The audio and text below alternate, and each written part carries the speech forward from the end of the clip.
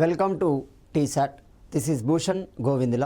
ఈరోజు మనం ఆధునిక భారతదేశ చరిత్రలో భాగంగా గాంధేయ యుగ కాలానికి సంబంధించి 1923 నుండి 1947 మధ్య జరిగిన సంఘటనలు. ఎందుకంటే ఇక్కడ ఎగ్జామినర్ క్వశ్చన్ అనేది చాలా సందర్భాల్లో అడిగాడు. రీసెంట్లీ ఎగ్జామ్లో ఇలాంటి క్వశ్చన్సే అడుగుతున్నాడు. ఎందుకంటే ఎగ్జామినర్ ఒక 4 ఆప్షన్లు 4 సంఘటనలు ఇచ్చి వాటిని కాలం ఆధారంగా వరుస క్రమంలో అమర్చండి అంటున్నాడు. వాటికి ఇది చాలా యూజ్ అవుతుంది. ఇక్కడ 1923 నుండి 1947 అంటే క్లియర్గా మనము గాంధేయ యుగానికి సంబంధించే తీసుకున్నాం. అసలు గాంధీజీ భారతదేశానికి ఎప్పుడు వచ్చాడు గమనిస్తే, సౌత్ ఆఫ్రికాలో 2 దశాబ్దాలకు పైగా 20 సంవత్సరాలకు పైగా ఉన్న గాంధీజీ తన పనిని పూర్తి చేసుకున్న తర్వాత 1915 సంవత్సరానికి 1915 సంవత్సరానికి గాంధీజీ భారతదేశానికి రావడం జరుగుతుంది. ఆ రోజునే భారత ప్రభుత్వం ఏ విధంగా నిర్వహిస్తుంది? ప్రవాస భారతీయ దివస్గా నిర్వహించడం జరుగుతుంది. అటల్ బిహారీ వాజ్పేయి ప్రభుత్వం నుండి ఈ ప్రవాస భారతీయ దివస్ ప్రస్థానము అనేది కొనసాగడం జరుగుతుంది. మరి అలాంటి గాంధీజీ భారతదేశానికి వచ్చిన తర్వాత అనేక కార్యక్రమాలు నిర్వహించారు. ప్రజా చైతన్యానికి కారణమయ్యాడు. అలాంటి క్రమంలోనే గాంధీ విధానాన్ని అనుసరించిన వారు ఉన్నారు, గాంధీ విధానాన్ని వ్యతిరేకించిన వారు కూడా ఉండడం జరుగుతుంది. సమాజంలో ఉండకుండా సమాజం యొక్క పరిరక్షణ కోసం పాటుపడే వర్గం కూడా నూతనంగా ఏర్పడడం జరుగుతుంది. అదే అతివాద వర్గము అవుతుంది. అతివాద వర్గంలో వామపక్ష భావజాలాలు కలిగిన వ్యక్తులు, విప్లవ భావజాలాలు కలిగిన వ్యక్తులు కూడా ఉండడం జరుగుతుంది.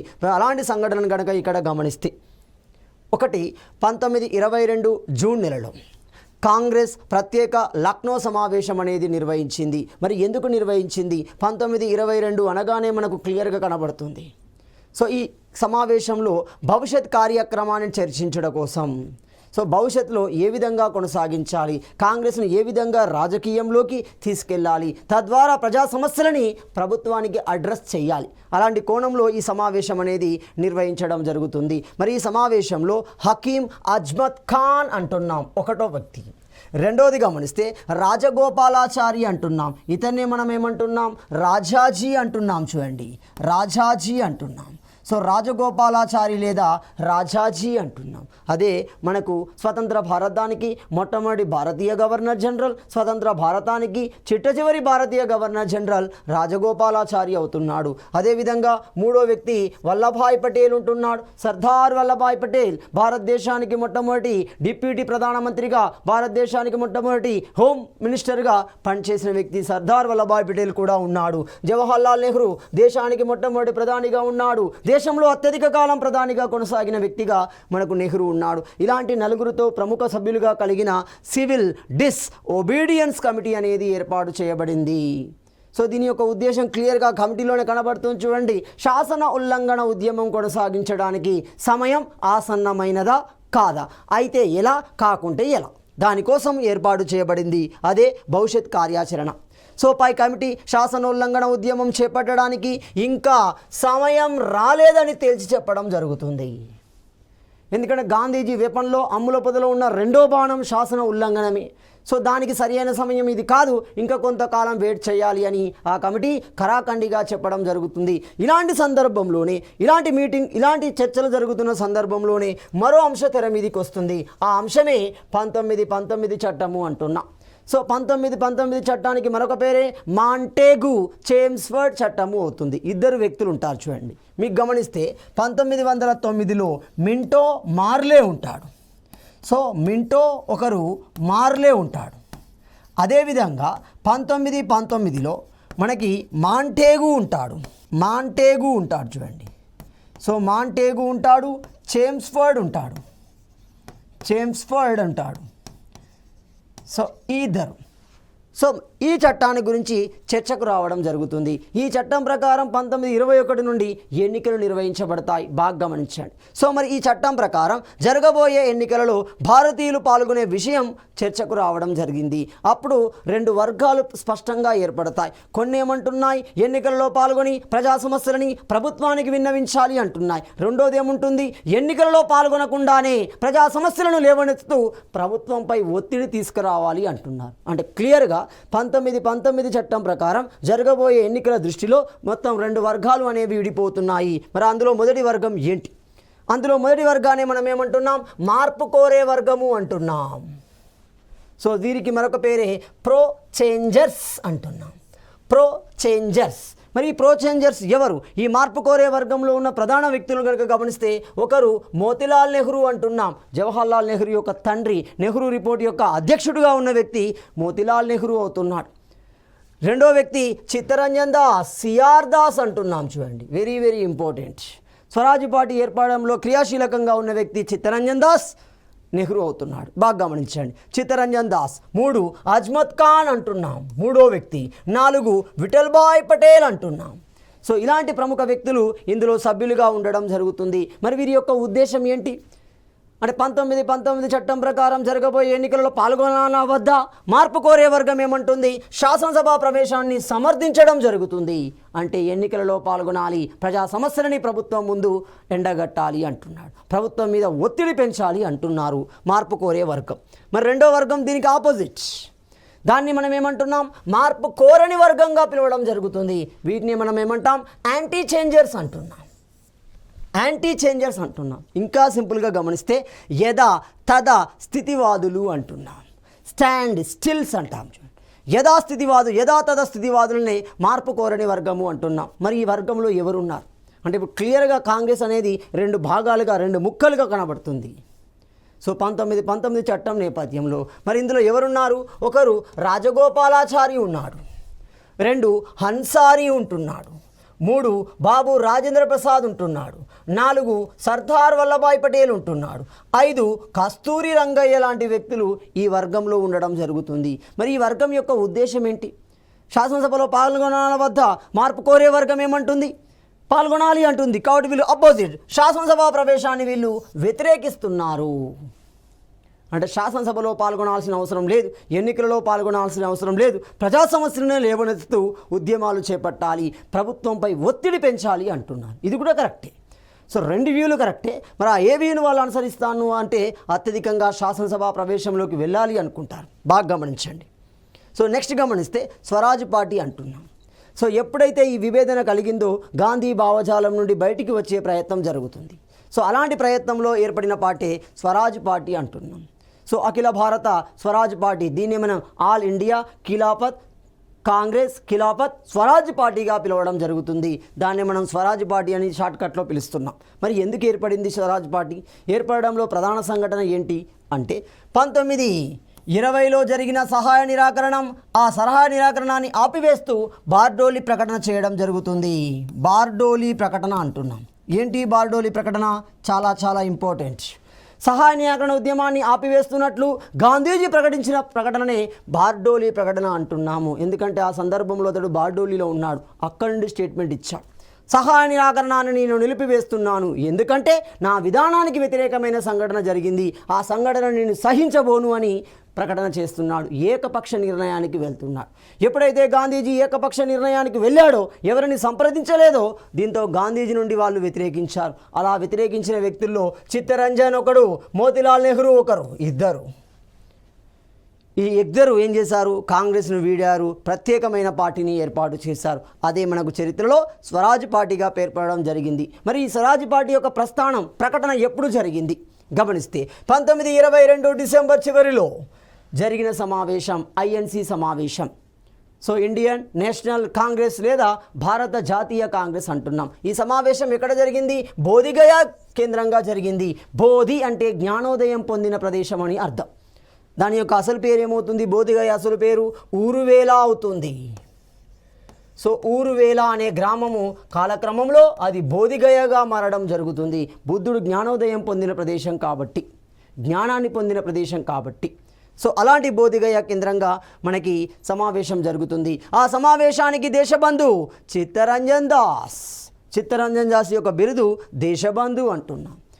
అతడు అధ్యక్షత వహించడం జరిగింది. ఇక్కడ ఒక ట్విస్ట్ ఉంటుంది. చిత్తరంజన్ దాస్ ఆ సందర్భంలో బయట ఉండడు, జైల్లో ఉంటాడు.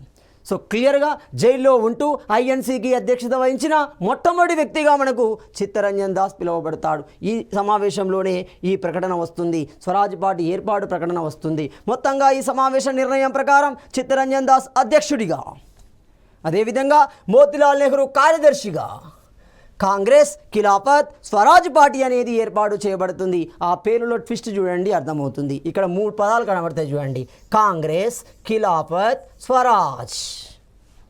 అంటే ఆనాటి భారతీయ సమాజాన్ని, సమాజంలో ఉన్న అన్ని వర్గాలను ప్రతిబింబిస్తూ ఈ పేరు పెట్టారు చూడండి.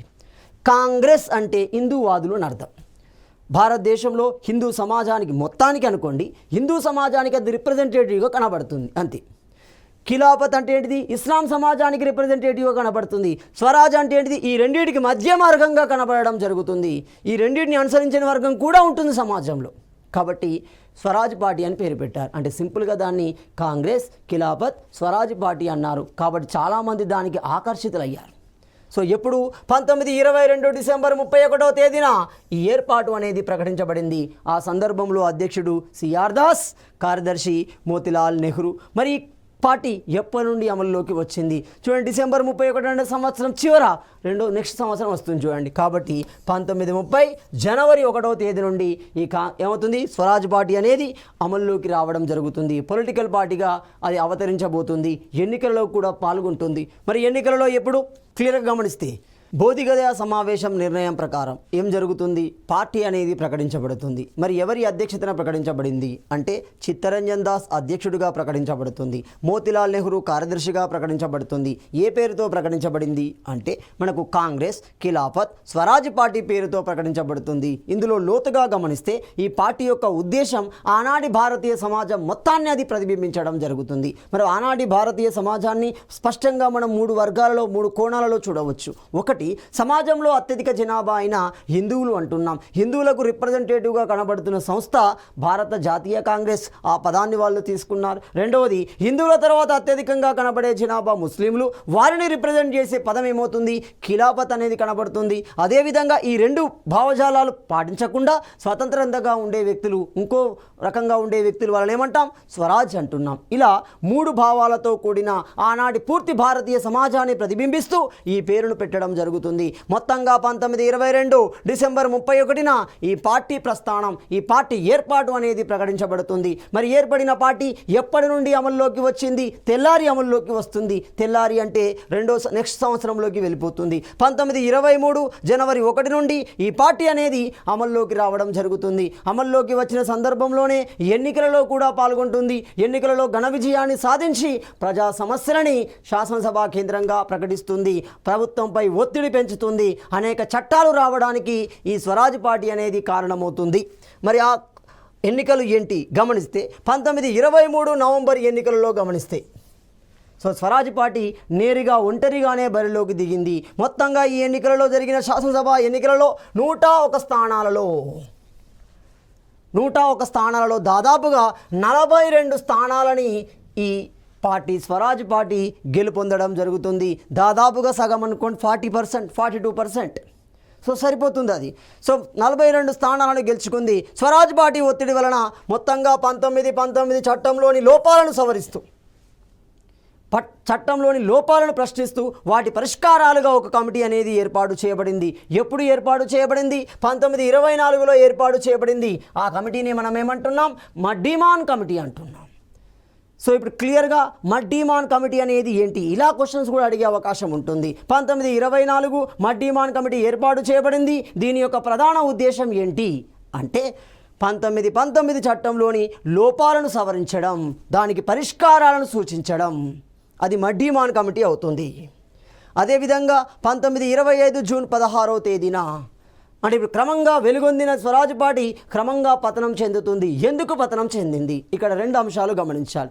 ఈ పార్టీలోని ప్రధాన వ్యక్తులు మరణించడం, ప్రధాన వ్యక్తులు పార్టీకి దూరం కావడం. ప్రధాన వ్యక్తి ఎవరు, అధ్యక్షుడిగా ఉన్న చిత్తరంజన్ దాస్.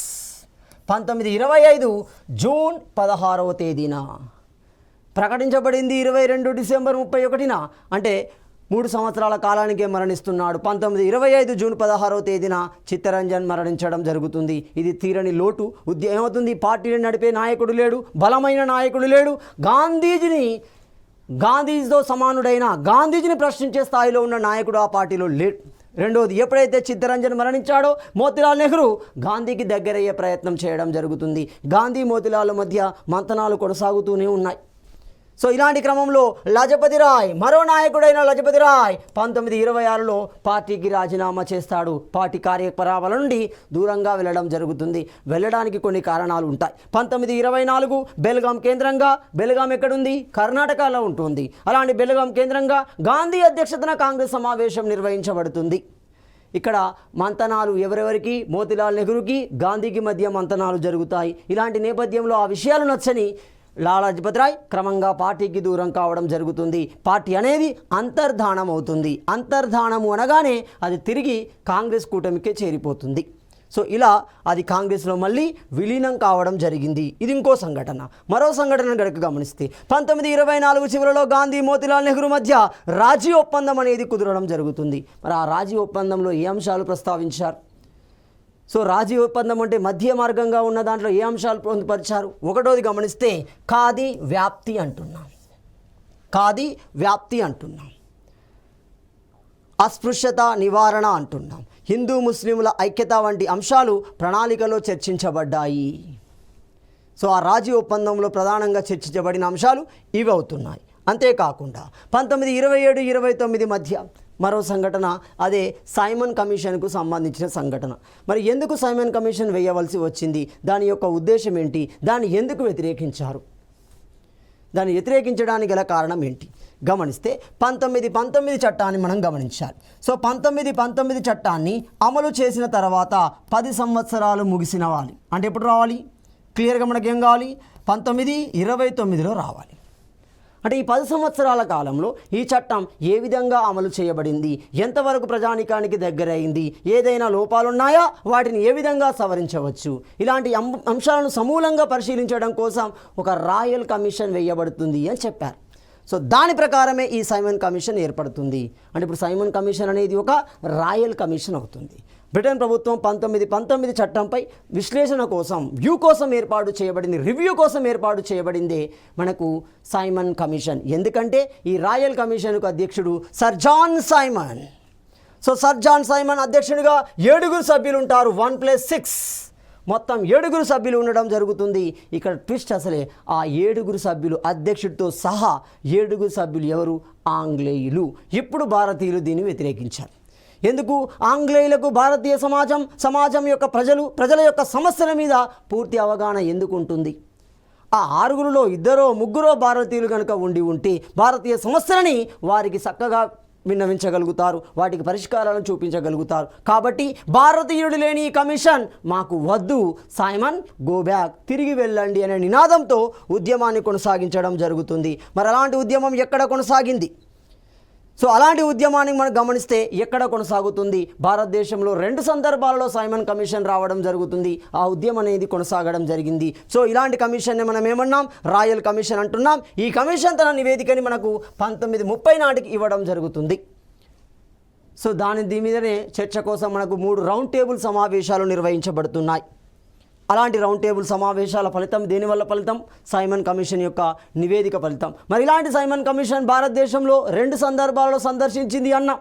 మరి ఆ సందర్భాలలో ఎలాంటి సంఘటనలు చోటు చేసుకున్నాయి గమనిస్తే, మొదటి సందర్భం 1928 ఫిబ్రవరి 3 నుండి మార్చి మధ్య, అంటే ఫిబ్రవరి మార్చి నెలలో మొదటి సందర్భంలో సందర్శించింది. మొదటి సందర్భంలో మొదటిసారిగా బొంబాయి ప్రాంతంలో అడుగుపెట్టగానే భారతీయులు, బొంబాయి కేంద్రంగా ఉన్న ప్రజానికం సైమన్ గో బ్యాక్ అనే ప్లకార్లను ఉపయోగిస్తూ, నినాదాలను ఉపయోగిస్తూ ఉద్యమాన్ని చేపట్టడం జరిగింది. ఉద్యమం ప్రారంభమవుతుంది. అలాంటి క్రమంలోనే లాహోర్ నందు సో ఉద్యమాల పరంపర దేశం మొత్తం విస్తరించింది. ఒక్కొక్క ప్రాంతంలో ఒక్కొక్క నాయకుని ఆధ్వర్యంలో సైమన్కు వ్యతిరేకంగా నినాదాలు చేస్తూ ఉద్యమాలు కొనసాగిస్తున్నారు. అలాంటి క్రమంలోనే లాహోర్ కేంద్రంగా లాలా లజపతి రాయ్, ఈ సందర్భంలోనే లజపతి రాయ్ మరణిస్తున్నాడు. లాఠీ దెబ్బలకి మరణించడం జరుగుతుంది. అలహాబాద్ కేంద్రంగా జవహర్లాల్ నెహ్రూ, మద్రాస్ కేంద్రంగా ప్రకాశం. సో ప్రకాశమే ఈ సందర్భంలో ఆంధ్ర కేసరి అనే బిరుదును పొందడం జరుగుతుంది. లాఠీ చార్జ్ చేసిన పోలీసుకి తన రొమ్ము చూపడంతో ఆంధ్ర కేసరిగా పిలువబడుతున్నాడు. అక్కడ లాలా లజపతి రాయ్ పంజాబ్ కేసరిగా పిలువబడుతున్నాడు. సో ఇలాంటి నాయకుల ఆధ్వర్యంలో ఉద్యమాలు అనేవి నేతృత్వం వహించి కొనసాగడం జరిగింది. 1928 ఫిబ్రవరి 3న సైమన్ కమిషన్ బొంబాయి ప్రాంతంలో అడుగుపెట్టగానే ఆందోళనకారులు సైమన్ గో బ్యాక్ అంటూ నినాదాలు తీశారు. లాహోర్ కేంద్రంగా లజపతి రాయ్ ఉద్యమం కొనసాగించే సందర్భంలో జరిగిన సంఘటన ఏంటి? సో ఈ సందర్భంలో లజపతి రాయ్ కూటమి మీద లాఠీ చార్జ్ చేసిన బ్రిటిష్ అధికారి సాండర్స్ అవుతున్నాడు. సో ఈ బ్రిటిష్ సైనిక అధికారి సాండర్స్ లాలా లజపతి రాయ్ని కొట్టడం జరుగుతుంది. దీంతో ఆ దెబ్బలతోని క్రమంగా 1928 నవంబర్ 17వ తేదీన లజపతి రాయ్ మరణిస్తున్నాడు. లజపతి రాయ్కి ప్రభావితులైన అతని యొక్క ప్రధాన శిష్యులలో భగత్ సింగ్ ఉంటున్నాడు. సో భగత్ సింగ్, రాజగురు, చంద్రశేఖర్ ఆజాద్. సో ఇలాంటి వ్యక్తులు ఎవరు? లజపతి రాయ్ యొక్క అనుచరుడు. ఎప్పుడైతే లజపతి రాయ్ మరణించాడో, మా గురువు మరణించాడో, ఆ గురువు మరణానికి కారణమైన వ్యక్తిని చంపడమే, దానికోసం ఒక ప్రణాళికను రూపొందించడం జరుగుతుంది. అదే చరిత్రలో మనకు లాహోర్ కుట్రగా పిలువబడుతుంది. సో 1928 డిసెంబర్ నెలలోనే, ఎప్పుడు ఎగ్జాక్ట్గా 1928 డిసెంబర్ 17వ తేదీన ఆ మరణానికి, లజపతి రాయ్ మరణానికి కారణమైన సాండర్స్ను చంపడానికి ప్రణాళిక రూపొందించబడుతుంది. లాహోర్ కేంద్రంగా అతన్ని చంపే ప్రయత్నం చేస్తారు. అదే చరిత్రలో లాహోర్ కుట్రగా ప్రసిద్ధి చెందడం జరుగుతుంది. అంటే ఇప్పుడు క్లియర్గా గమనించండి, లాహోర్ కుట్ర క్రింది వాణిలో ఏ సంఘటనకు సంబంధించింది అంటే లజపతి రాయ్ మరణానికి సంబంధించింది. సో ఆ మరణం నేపథ్యంలో అతన్ని మరణానికి కారణమైన వ్యక్తిని చంపడానికి సంబంధించింది లాహోర్ కుట్ర. మొత్తంగా 1928 ఆగస్టులో సైమన్ కమిషన్ పర్యటన భారత రాజ్య కార్యదర్శి. సో ఆ సందర్భంలో అంటే ఇప్పుడు మొదటిసారిగా ఫిబ్రవరి నుండి మార్చి 1 వచ్చింది. రెండో సందర్భాల్లో గమనిస్తే ఈ సందర్భంలో భారత రాజ్య కార్యదర్శి సెక్రటరీ ఆఫ్ స్టేట్ అంటున్నాం. ఎవరా secretary of state? Lord Birkenhead అంటున్నాం. లార్డ్ బెర్కిన్ హెడ్ ఏమంటున్నాడు? భారతీయులను అవమానపరుస్తూ, హేళన చేస్తూ ఒక స్టేట్మెంట్ ఇవ్వడం జరిగింది. ఏమని స్టేట్మెంట్ ఇస్తున్నాడు? భారతీయులకు తమ రాజ్యాంగం రూపొందించుకునే చేత కాదు, ఒకవేళ చేతనైతే రాజ్యాంగాన్ని రూపొందించుకోండి, దానిని మేము ఆమోదిస్తాము అని చెప్పాడు. అంటే మీ వల్ల కాదు అని చెప్పడం. క్లియర్గా భారతీయులకు తమ రాజ్యాంగం రూపొందించుకునే చేత కాదు, ఒకవేళ రూపొందిస్తే మేము దాన్ని అంగీకరిస్తాము అన్నారు. దాన్ని ఛాలెంజ్గా, దాన్ని సవాలుగా తీసుకున్నారు భారతీయులు. ఇలాంటి క్రమంలోనే మోతీలాల్ నెహ్రూ అధ్యక్షతన కమిటీ ఏర్పడి ఆ కమిటీ క్రమంగా మనకి నెహ్రూ రిపోర్ట్ని ఇవ్వడం జరుగుతుంది. పై సవాల్ను స్వీకరించిన కాంగ్రెస్ నాయకులు 1928 ఫిబ్రవరి నెలలో మోతీలాల్ నెహ్రూ అధ్యక్షుడిగా 9 మంది సభ్యులతో కమిటీ అనేది ఏర్పడింది. సో ఆ కమిటీ రూపొందించిన అంశాల సారాంశమే మనకు కావలసిన నెహ్రూ రిపోర్ట్ అనేది వస్తుంది. మరి ఈ 9 మందిలో ప్రముఖ సభ్యులు ఎవరు గమనిస్తే, మోతీలాల్ నెహ్రూ అధ్యక్షుడిగా ఉన్నాడు, జవహర్లాల్ నెహ్రూ కార్యదర్శిగా ఉన్నాడు, సభ్యులుగా సుభాష్ చంద్రబోస్ ఉంటున్నాడు, అలీ ఇమామ్ ఉంటున్నాడు, తేజ్ బహదూర్ సఫ్రూ ఉంటున్నాడు. ఇలాంటి కీలకమైన వ్యక్తులు ఇందులో ఉండడం జరుగుతుంది. మొత్తంగా చర్చలు జరిపారు. భారతదేశానికి ఎలాంటి రాజ్యాంగం ఉంటే సరిపోతుంది, భారతీయ పరిస్థితులకు ఎలాంటి రాజ్యాంగం ఉంటే సరిపోతుంది అని కూలంకషమైన చర్చలు చేశారు. ఆ చర్చల ఫలితమే మనకి నెహ్రూ రిపోర్ట్ అనేది రావడం జరిగింది. మరి ఇలాంటి నెహ్రూ నివేదికను గమనిస్తే ఎలాంటి అంశాలను అందులో పొందుపరిచారు? భారతీయ పరిస్థితులకి, భారతీయ భవిష్యత్తును దృష్టిలో ఉంచుకొని ఎలాంటి అంశాలు అందులో ప్రతిపాదించడం జరిగింది? అలా ప్రతిపాదించిన అంశాలలో 1 స్వయం పాలన, 2 వయోజన ఓటు హక్కు, 3 భాషా ప్రయుక్త రాష్ట్రాలు మరియు మత అల్పసంఖ్యాకులకు 10 సంవత్సరాల రిజర్వేషన్లు. 10 సంవత్సరాల రిజర్వేషన్ కొనసాగింపు అంటున్నాం. మిశ్రమ నియోజకవర్గాలు 1928 డిసెంబర్ కోల్కతా సమావేశంలో ఈ నివేదిక అనేది ఆమోదించబడుతుంది. మొత్తంగా నివేదికలోని అంశాలు కూలంకషంగా ఉన్నాయి, నిక్కచ్చిగా ఉన్నాయి. ఆ అంశాలన్నింటినీ కోల్కతా సమావేశంలో చర్చించారు, ఆమోదించడం జరుగుతుంది. ఇది మరొక సంఘటన అవుతుంది. సో మరొక సంఘటన గమనిస్తే మనకు లాహోర్ కేంద్రంగా జరగడం, దీనిలో మనకి పూర్ణ స్వరాజ్ అనేది బయటికి వస్తుంది, ఈ తీర్మానం అనేది బయటికి వస్తుంది. ఏంటి దీని ఉద్దేశం గమనిస్తే, 1929 డిసెంబర్ 29న లాహోర్ కాంగ్రెస్ సమావేశానికి జవహర్లాల్ నెహ్రూ అధ్యక్షుడిగా ఉండడం జరుగుతుంది. ఎక్కడ? లాహోర్ రావి నది ఒడ్డున ఉంటుంది.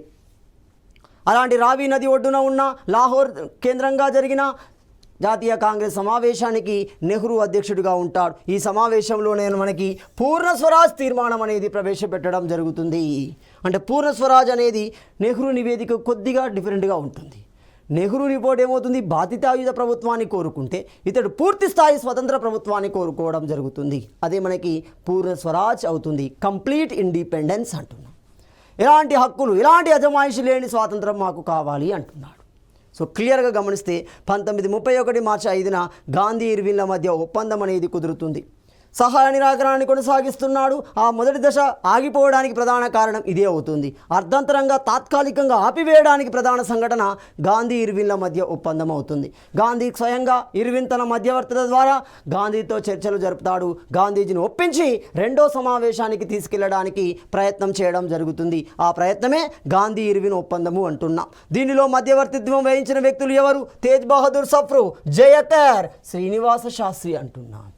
ఎంఆర్ జయకర్, శ్రీనివాస శాస్త్రిలు మధ్యవర్తులుగా వ్యవహరించారు. మొత్తంగా వారిద్దరి మధ్య ఒప్పందం అనేది కుదరడం జరుగుతుంది. ఈ ఒప్పందంలో భాగంగా గాంధీజీ ఏమరపాటుగా ఒక నిర్ణయాన్ని తీసుకుంటాడు అన్న విషయం ఏంటి?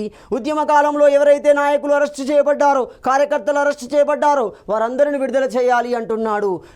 ఇర్విన్ ఏమంటున్నాడు? Condition apply. ఏంటి ఆ కండిషన్? ఎవరైతే తీవ్రవాద భావజాలంతో కూడిన ఉద్యమాలలో పాల్గొన్నారో, దాంతో సంబంధం ఉందారో వాళ్ళను తప్ప అందరిని విడుదల చేస్తాను అంటాడు. ఆ వాళ్ళే ఎవరున్నారు అక్కడ? భగత్ సింగ్, రాజగురు, సుఖదేవులు ఉన్నారు. చూడండి, ఆ విషయాన్ని ఏమరపాటుగా గాంధీజీ మర్చాడో లేదా ఉద్దేశపూర్వకంగా మార్చాడో అనేది అది చరిత్రలోనే ఉంటుంది. సో మొత్తంగా అది గాంధీ ఇర్విన్ ఒప్పందం యొక్క ఫలితంగా మనం భావించవచ్చు. అదేవిధంగా 1932 ఆగస్టు 16న రామ్సే మెక్డొనాల్డ్ కమ్యూనల్ అవార్డును ప్రకటించడం జరుగుతుంది. రెండో సమావేశంలో గాంధీ లేవనెత్తిన ప్రతి ప్రశ్నకి సమాధానాన్ని బ్రిటిష్ ప్రభుత్వం ఇవ్వదు. అలిగిన గాంధీజీ బ్రిటన్ నుండి బయటికి వచ్చి భారతదేశంలో రెండో దఫాగా శాసన ఉల్లంఘన ఉద్యమాన్ని కొనసాగిస్తున్నాడు. ఇలాంటి సందర్భంలోనే బ్రిటన్ పిఎం రామ్సే మెక్డొనాల్డ్ అంబేద్కర్తో చర్చించి ఆ చర్చల ఫలితంగానే మనకు మెక్డొనాల్డ్ కమ్యూనల్ అవార్డు అనేది ప్రకటించబడుతుంది. సో ఈ కమ్యూనల్ అవార్డు ప్రకారం ఏమవుతుంది? దళిత వర్గాలకి 71 స్థానాలు అనేవి ప్రకటించబడుతున్నాయి. 1932 సెప్టెంబర్ 25న గాంధీ అంబేద్కర్ల మధ్య ఒప్పందం అనేది కుదురుతుంది. కమ్యూనల్ అవార్డును వ్యతిరేకిస్తూ గాంధీజీ పూనాలోని ఎరవాడ కేంద్రంగా ఆమరణ నిరాహార దీక్షను ప్రారంభిస్తున్నాడు. తన యొక్క జీవితం క్లిష్టదశలోకి వెళ్ళిపోతుంది. మరణానికి దగ్గరవుతున్న గాంధీని బిఆర్ అంబేద్కర్ తప్పనిసరి పరిస్థితిలో కలవాల్సి వస్తుంది. ఆ కలిసిన దాన్ని మనం ఏమంటాం? గాంధీ అంబేద్కర్ల ఒప్పందం లేదా పూనా ఒప్పందం లేదా ఎరవాడ ఒప్పందంగా పిలుస్తున్నాం. 1932 సెప్టెంబర్ 25న జరుగుతుంది. దీంతో సెప్టెంబర్ 26వ తేదీన గాంధీజీ తన నిరాహార దీక్షని ఆపివేయడం జరిగింది. అలాంటి క్రమంలోనే 1935లో భారత ప్రభుత్వ చట్టం అనేది వస్తుంది. ఆ చట్టం ప్రకారం 1937లో ఎన్నికలు అనేవి నిర్వహించబడ్డాయి. ఇందులో మొత్తం 8 ప్రావిన్సీలలో కాంగ్రెస్, 2 ప్రావిన్సీలలో ముస్లిం లీగ్ అనేది విజయం సాధించడం జరుగుతుంది. ఇక్కడ కొద్దిగా కాంట్రవర్సీ ఉంది. కొన్ని పుస్తకాలలో మనకు 7 ప్రావిన్సీలలో కాంగ్రెస్ అంటాం, 2 ప్రావిన్సీలో ముస్లిం లీగ్ అంటాం. కానీ ఆ రోజు ఉన్న ఎన్ని ప్రావిన్సీలు? మొత్తం 11 ప్రావిన్సీలు ఉన్నాయి. సో ఖచ్చితంగా 8 ప్రావిన్సీలు కాంగ్రెస్, 2 ప్రావిన్సీలలో మనకు ముస్లిం లీగ్ అనేవి ఉంటాయి. అక్కడ రాష్ట్రం అనే పదం లేదు. క్లియర్ గమనించండి, ప్రావిన్సీ అనే పదాలు మాత్రమే ఉన్నాయి. సో అలాంటి కార్యక్రమం మనకు 1937 ఎన్నికలలో జరుగుతుంది. 1940 ఆగస్టు 8న లార్డ్ లిన్లితిగో 2వ ఆగస్టు ఆఫర్ను ప్రకటిస్తున్నాడు. 1940 అనగానే మనకి 2వ ప్రపంచ యుద్ధం జరుగుతుంది. ఒకవేళ 2వ ప్రపంచ యుద్ధంలో బ్రిటన్కు భారతదేశం సహకరిస్తే యుద్ధానంతరం మీకు స్వేచ్ఛా ప్రభుత్వాన్ని ఇవ్వడానికి, బాధ్యతాయుత ప్రభుత్వాన్ని ఇవ్వడానికి మేము ప్రయత్నిస్తాము అని చెప్తాడు. అదే మనకి 2వ ఆగస్టు ఆఫర్ అంటున్నాం. మొదటి ప్రపంచ యుద్ధంలో జరిగింది మొదటి ఆగస్టు ఆఫర్, 2వ ప్రపంచ యుద్ధంలో వచ్చింది 2వ ఆగస్టు ఆఫర్ అవుతుంది. 1940 అక్టోబర్ 17న గాంధీ మార్గదర్శకాల ప్రకారం ప్రభుత్వంపై ఒత్తిడి పెంచే క్రమంలో గాంధీ నిర్ణయం ప్రకారం వ్యక్తిగత సత్యాగ్రహాలు ఆరంభిస్తారు. అలా ఆరంభించిన మొట్టమొదటి వ్యక్తి మనకి ఆచార్య వినోబా భావే అవుతున్నాడు. ఎవరి ఆచార్య వినోబా భావే అంటే భూదాన ఉద్యమాన్ని కొనసాగించిన వ్యక్తి. నల్గొండ జిల్లా పోచంపల్లి కేంద్రంగా భూదాన ఉద్యమాన్ని కొనసాగించిన వ్యక్తి మనకి ఆచార్య వినోబా భావే అవుతున్నాడు. 1946 ఫిబ్రవరిలో రాయల్ నావీ తిరుగుబాటు అనేది జరుగుతుంది. రాయల్ అంటే ఏంటి అంటే బ్రిటిష్ నావికా దళం. ఆ బ్రిటిష్ నావికా దళంలో భారతీయులు కూడా ఉన్నారు. కాబట్టి ఆ రాయల్ నావీ అనేది తిరుగుబాటు చేసింది. ఎందుకు చేసింది? బ్రిటిష్ నావికులతో పోల్చుకుంటే, సైనికులతో పోల్చుకుంటే భారతీయులకి జీతాల పరంగా, అలవెన్స్ల పరంగా, ప్రమోషన్ల పరంగా అన్నిటిలో వివక్షత అనేది స్పష్టంగా ఉండటం ఒకటి. 2 కల్తీ ఆహారాన్ని చెప్పడం, కల్తీ ఆహారాన్ని పెట్టడం. ఇలాంటి క్రమంలో వాళ్ళు రాయల్ నావీ తిరుగుబాటు అనేది చేశారు. బొంబాయి కేంద్రంగా ప్రారంభమవుతుంది. మరి ఇలాంటి రాయల్ నావీ తిరుగుబాటు అనేది నాయకత్వం ఎవరి ఆధ్వర్యంలో జరిగింది? అదే కేంద్రీయ నౌకాదళ సమ్మేళన సంఘము అంటాం, ఖాన్ ఆధ్వర్యంలో. సో ఖాన్ ఆధ్వర్యంలో కేంద్రీయ నౌకాదళ సమ్మేళనం అనేది ఏర్పడుతుంది. దీని ఆధ్వర్యంలో నావికులు మొత్తం తిరుగుబాటు చేస్తారు. అదే రాయల్ నావీ తిరుగుబాటు అవుతుంది. ఈ సందర్భంలో సర్దార్ వల్లభాయ్ పటేల్ మధ్యవర్తిత్వం వహించి ఈ తిరుగుబాటుని, ఈ ఆందోళనను తగ్గించే ప్రయత్నం చేయడం జరుగుతుంది. సో 1946 ఫిబ్రవరి నెలలో, అదే క్రమంలో 1946 మార్చి నెలలో క్యాబినెట్ రాయబారం భారతదేశానికి వస్తుంది. క్యాబినెట్ రాయబారం ఎందుకంటే అందులో ఉన్న వ్యక్తులు క్యాబినెట్ మంత్రులు కాబట్టి. ఎంతమంది ఉన్నారు? 3 మంత్రులు ఉన్నారు కాబట్టి దాన్ని మంత్రి త్రయ భారము అంటున్నాం. త్రయ అంటే 3 అని అర్థం. వారి యొక్క హోదా క్యాబినెట్ కాబట్టి క్యాబినెట్ రాయబారము అంటున్నాం. సో ఈ క్యాబినెట్ రాయబారం ప్రకారం ఏంటి? భారత రాజ్యం రాష్ట్రాలు మరియు సంస్థానాల సమితిగా ఉంటుంది. మొదటి అంశాన్ని ప్రతిపాదిస్తుంది ఇది. అంటే ఏర్పడే భారతదేశం ఏ విధంగా ఉంటుంది? రాష్ట్రాలు మరియు సంస్థానాల సమితిగా ఉంటుంది అని చెప్పింది. రాష్ట్రాలకు అధిక స్వయం ప్రతిపత్తి ఇవ్వబడుతుంది అంటున్నాడు. మళ్ళీ మెలికబెట్టాడు చూడండి. అంటే వారి బ్రిటన్ పోలిన, వారి అమెరికాను పోలిన విధానాన్ని ఇక్కడ ప్రవేశపెట్టే ప్రయత్నం చేశాడు. అంటే రాష్ట్రాలకు దేశానికి మధ్య గొడవలు పెట్టే ప్రయత్నం చేశాడు. అదే కదా వాళ్ళకి కావాల్సింది. ఇరు వర్గాల మధ్య గొడవ జరిగితే వారు మరింత కాలం పరిపాలించే అవకాశాన్ని తీసుకోవడం. ఎక్కడ అవకాశం దొరుకుతుందా అని చూసుకుంటూ వచ్చారు. కాబట్టి రాష్ట్రాలకు మరింత స్వయం ప్రతిపత్తి ఇస్తుంది అని ప్రకటించడం జరుగుతుంది. భారత రాజ్యాంగ రచనకు ఒక రాజ్యాంగ సభ ఏర్పాటు చేయబడుతుంది అంటున్నాడు. కాన్స్టిట్యూషనల్ అసెంబ్లీ అంటాం. అదే మనకు బాబు రాజేంద్ర ప్రసాద్ ఆధ్వర్యంలో జరుగుతుంది. ముసాయిదా కమిటీ అనేది బిఆర్ అంబేద్కర్ ఆధ్వర్యంలో ఏర్పడుతుంది. సో రాజ్యాంగ సభ ఏర్పాటును మనకు ఈ క్యాబినెట్ కమిషన్ చెబుతుంది. అదేవిధంగా తాత్కాలిక ప్రభుత్వం ఏర్పాటు చేయబడుతుంది అంటున్నాం. నెహ్రూ అధ్యక్షతన తాత్కాలిక ప్రభుత్వం ఏర్పాటు చేయబడింది. పాకిస్తాన్ ఏర్పాటుని తిరస్కరించింది. మళ్ళీ ట్విస్ట్ ఇచ్చింది చూడండి. పాకిస్తాన్ మొట్టమొదటి నుండి ఏమంటుంది? ప్రత్యేకమైన పాకిస్తాన్ కావాలి అంటుంది. ట్విస్ట్ ఇచ్చింది. మళ్ళీ ఇద్దరి మధ్య గొడవలు జరగాలి, ఆ గొడవలను మరింత కాలం పరిపాలించాలి అనేది వాళ్ళ వెసులుబాటును ప్రతిసారి చూసుకుంటూనే ఉన్నారు. సో ఈ క్యాబినెట్ రాయబారంలో ప్రముఖ సభ్యులు ఫెతిక్ లారెన్స్, అలెగ్జాండర్ క్రిప్స్ అనే వాళ్ళు 3 ప్రముఖంగా ఉండడం జరిగింది. 1946 ఆగస్టు 16న ముస్లిం లీగ్ ప్రత్యేక చర్యకు పిలుపునివ్వడం జరుగుతుంది. డైరెక్ట్ యాక్షన్ అంటున్నాం. ప్రత్యక్ష చర్యకు పిలిపించిన సందర్భం 1946 ఆగస్టు 16. 1946 ఆగస్టు 16 నుండి 19 మధ్య కోల్కతా కేంద్రంగా హిందూ ముస్లింల మధ్య గొడవ అనేది దారితీస్తుంది. అందులో అనేక మంది మరణించడం జరిగింది. దీన్నే మనం చరిత్రలో ఏమంటాం? కోల్కతా మారణకాండగా పిలవడం జరుగుతుంది. సో మారణకాండ తర్వాత జరిగిన సంఘటన 1946 సెప్టెంబర్ 2న నెహ్రూ ఉపాధ్యక్షుడిగా తాత్కాలిక ప్రభుత్వం అనేది ఏర్పాటు చేయబడింది. 1947 ఫిబ్రవరి 20న అప్పటి బ్రిటన్ ప్రధాని క్లెమెంట్ అట్లీ ప్రకటన జారీ చేస్తాడు. ఏమని? కామన్ సభలో క్రింది ప్రకటన జారీ చేస్తున్నాడు. ఏమని ప్రకటన చేస్తున్నాడు? 1 కంటే ఎక్కువ కేంద్ర ప్రభుత్వాలకి స్వాతంత్రం అనేది ఇవ్వబడుతుంది. 1948 జూన్ 3న బ్రిటన్ భారతదేశం నుండి వైదొలుగుతుంది అనేది ఇవ్వడం జరిగింది.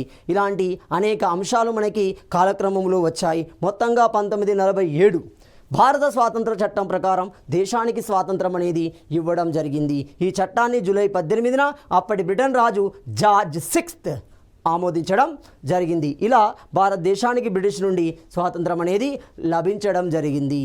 తదుపరి అంశాన్ని మనము తదుపరి వీడియోలో చర్చించుకుందాం.